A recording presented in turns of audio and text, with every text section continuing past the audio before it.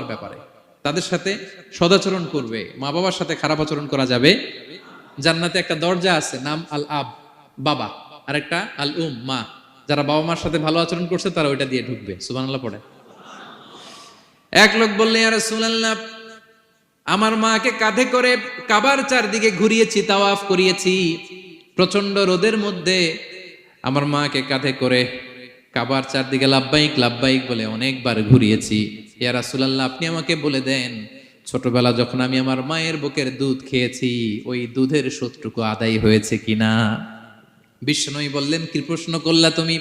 লাউ কাতাতা জিলদাক, তুমি যদি তোমার গায়ের চামড়া কেটে জুতা বানিয়ে দাও, চামড়াটা কেটে শুকিয়ে যদি জুতা বানিয়ে তোমার মায়ের পায়ের নিচে দিয়ে দাও, ছোটবেলায় মায়ের বুকের যে দুধ খেয়েছো, একটা দুধের এক ঢোক দুধ খাওয়ার শোধ আদায় হবে না।